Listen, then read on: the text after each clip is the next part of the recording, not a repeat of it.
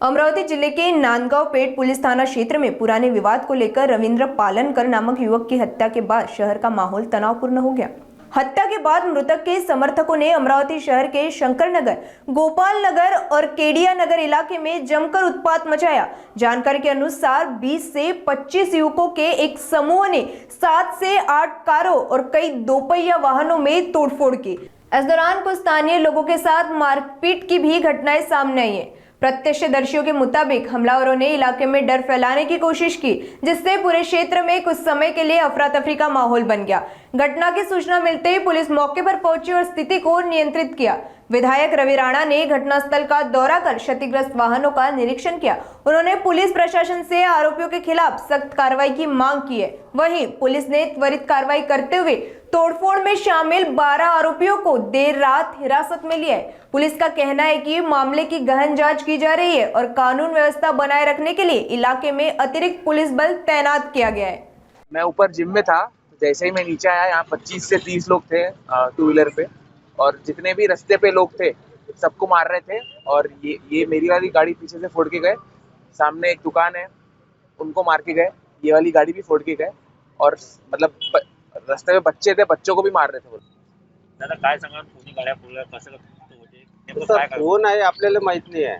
20-25 जण गाडीवर आले आणि त्यांनी डायरेक्ट म्हणजे मारहाण केली, लोकांना दगडफेक केली, चाकू होती आणि त्याच्यावर काय होतं काय नाही, कारण आम्ही स्वतः तिथून जागेवरून पळालो जीव वाचवासाठी। आणि पूर्ण रस्त्याने त्यांना कोणती दहशतच होती पूर्ण, एकदम डायरेक्ट कोणाला येऊन मारणं म्हणून, बा क्या है तुम्हारा, क्या है तुम्हारा, क्या है करके या काकू खडे हो, या काकू खडे हो, हे प्रोसिजर झालेली आहे। त्यांनी लहान मुलांना पण सोडलं। अचानक 20 ते 25 गुंडागर्दी करणाऱ्या तरुणांनी ज्या पद्धतीनं जो दुपारी मर्डर झाला, त्या मर्डरच्या अगेन्स्ट मध्ये दहशत फैलवण्यासाठी राजापेठ पासून केडियानगर चौक, शंकरनगर चौक आणि मेघातो मॉल, नवाते या सगळ्या परिसरामधल्या गाड्या फोडल्या, मोठ्या प्रमाणात महिलांवर दगडफेक केली, काही सर्वसामान्य जनता जे रस्त्यावर वॉक करत होती त्यांना मारलं आणि मोठ्या प्रमाणात दहशत फैलवण्याचं काम 20-25 गाड्यावर, टू व्हीलरवर अशा 20-25 तरुणांनी जे केलेलं आहे, त्या दहशतीमुळं मोठ्या प्रमाणात त्या दहशतीचं वातावरण झालेलं आहे। मी स्वतः CPंना फोन करून सांगितलं, ते DCP, ACP, PI, क्राईमचे PI सगळे पोलिसांचा पुरा ताफा त्यांचा शोध घेत आहेत। त्यापैकी 5 ते 6 हे गुंडागर्दी करणारे गुंडे काही पकडला गेलेले आहे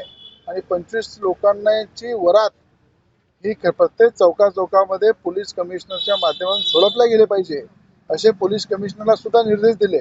DCPलाही निर्देश दिले की ज्यांनी असा आतंक फैलवला, ज्यांनी गुंडागर्दी केली, त्यांची वरात चौकामध्ये काढून, त्यांना पूर्ण कपडे काढून नांगडं करून मारलं पाहिजे, जेणेकरून असं कृत्य कोणी करणार नाही, अशा प्रकारच्या सूचना पोलिसांना दिलेल्या आहे।